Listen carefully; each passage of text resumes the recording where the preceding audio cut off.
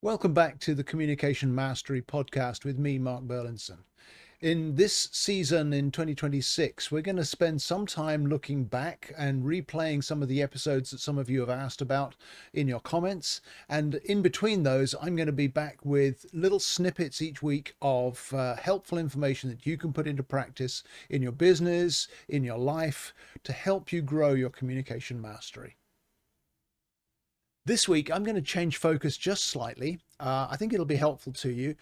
Rather than focus on your need or your business, I want to tell you just a little bit more about me, why I'm wired the way I am, how I'm wired, what my ethos is in the way I approach helping others with their communication. Because I've got a number of core beliefs that really drive who I am and how I interact with other people, what I bring to the table, what I can offer to the world. And I've done a process recently of really zeroing in on exactly why am I here? What's my key goal? What's my key function? What can I bring to the table so that I don't try to be everything to everybody? I want to zero in much more specifically in this year on how I can be beneficial from my greatest strengths. So here are some of my core beliefs as it pertains to communication. The first one is one I see again and again, and that is that communication is a major hidden cost in organizations. Because we don't recognize it, we don't put a value to it. We don't begin to add up how much is miscommunication costing me? How much is it costing us? How much more effective could we be if we addressed that? Miscommunication really is a major hidden cost. And I've seen great benefits in the organizations I've worked with of being able to address some of that. But then along with that, because you'd think that would mean, well, we just need to make sure everybody tries harder at communication. But actually, the second core value that I carry is that people are not broken, people are not defective when they're not able to communicate, they're merely misunderstood. And so one of the things that really gives me a sense of gratitude, a sense of achievement when I'm working with a group of people in whatever organization it would be, but particularly in the business world, when I help people to understand one another, when I see the smiles at the end of a workshop, when I get the thank yous at the end of maybe a small group session, maybe I've spent an hour with two people who are really struggling to get along, and I've helped them to see where those problems are rooted.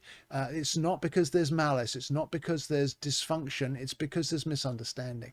And so helping to break down that misunderstanding is something I'm really focusing in on strongly in this year.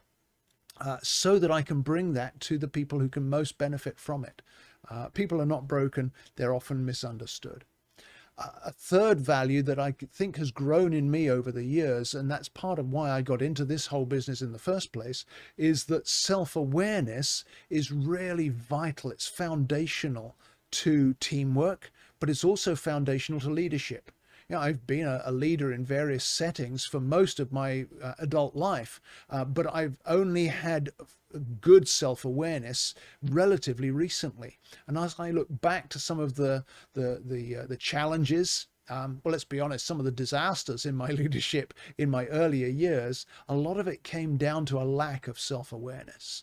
I was reading all the leadership books, I was going to all the leadership trainings or the conferences or the summits, all of those kinds of things. And I was trying to be what I saw on the platform or what I saw from the author without understanding myself fully. And until you can understand yourself, you can't apply all of that insight, that wisdom. What works for a famous leader may not work for you. Or what a certain big name has come up with as this is the key to everything, you may have to adapt that to your own wiring and to your own personality and to your own uniqueness in order to make the full benefit of that insight.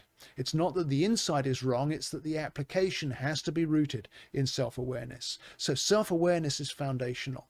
And again, what I love about what I get to do today is that I help people to grow their self-awareness.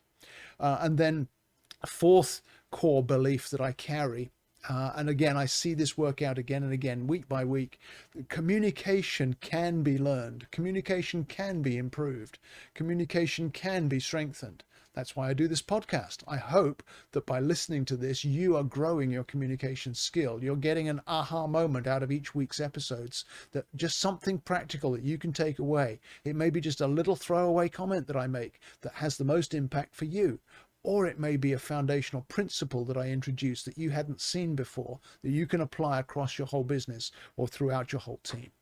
So those are my core beliefs. That's why I do what I do. Because I know I can be effective, I can be valuable by doing those things, by focusing on those core values and sharing them with other people, I can make a difference in this world. And so here's what I believe enables growth in each one of us.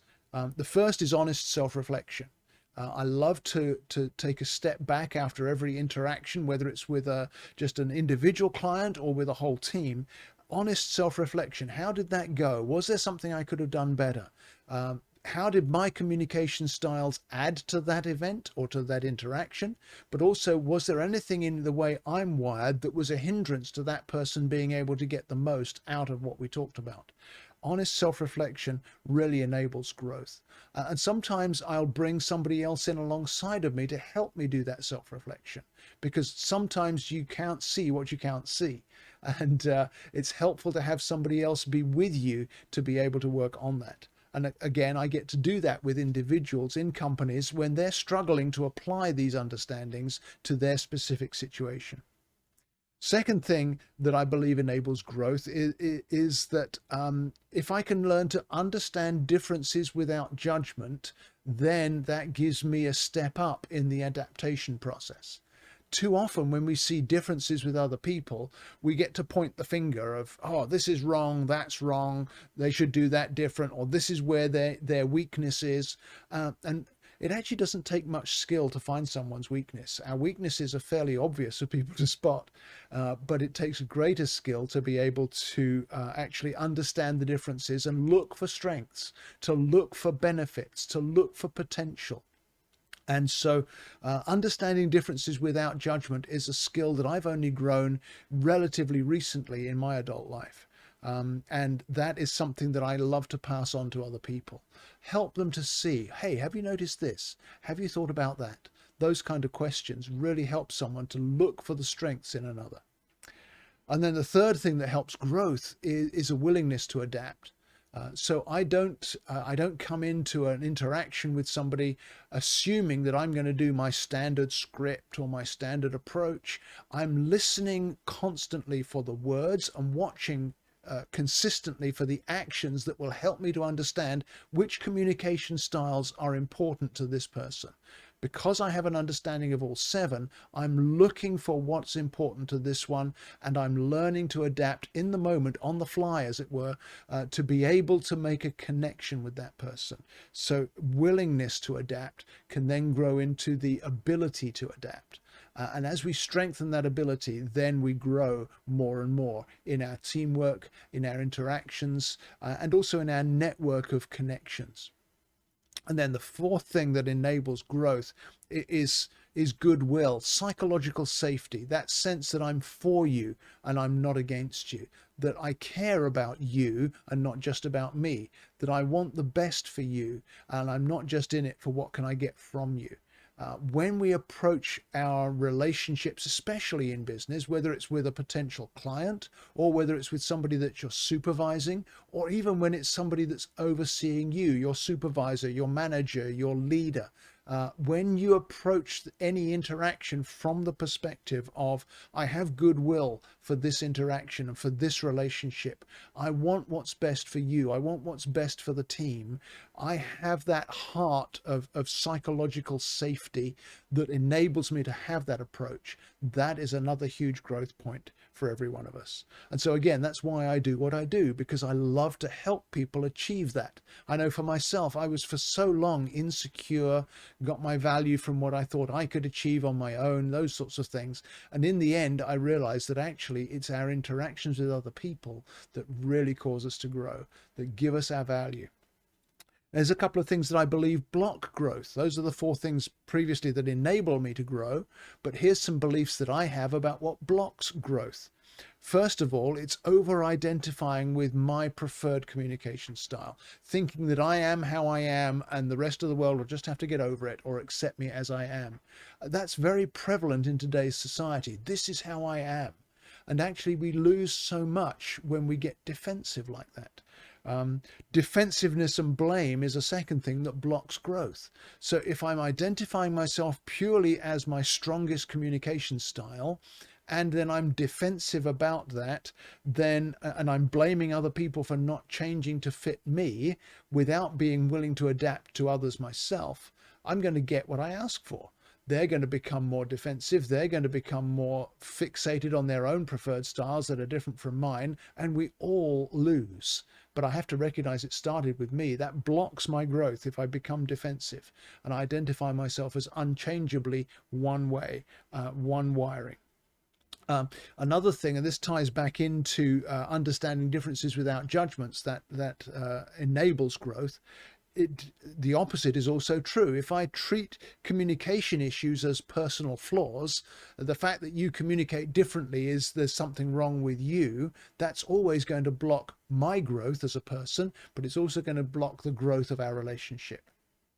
And the fourth thing that I've learned blocks growth is when I ignore emotional distress signals in other people or in myself. We've talked often on the podcast about one of the most valuable things you can do is learn to identify your own distress as quickly as possible and as easily as possible, so that you know which of the communication styles is in distress, because each one has a specific need from others, a specific filter question that needs to be answered. And if I can reframe an interaction into that zone so that I can reduce the distress, then that's always going to make a difference in that relationship. So those four things block growth: over identifying with my preferred styles, being defensive and blaming other people, treating communication issues as personal flaws, as well as ignoring any emotional distress signals. I don't want my growth to be blocked anymore, and I love to help other people make sure their growth isn't blocked as well. And so when I translate all of my personal strengths and gifts and wiring into the business setting, as I come into any business, this is what I believe a business needs. This is what I want to bring when I come to help a business grow their communication. The first is that ability to leverage all the 7 communication styles across the organization. It's a beautiful sight to see when all 7 styles are recognized and welcomed and valued and find their place. It's almost like a jigsaw puzzle. A jigsaw puzzle with pieces missing is the most frustrating thing. It's very difficult to ignore a missing piece in a jigsaw, isn't it? But then also another thing that there's a flaw when you're completing a jigsaw is to try to force a piece into a space that it's not designed for. It might look like it should fit, but it doesn't quite. And just pushing harder to make it fit, we know is going to break the puzzle. In the same way with a business needs that ability to be able to leverage all the communication styles right across the organization. I love to help with that.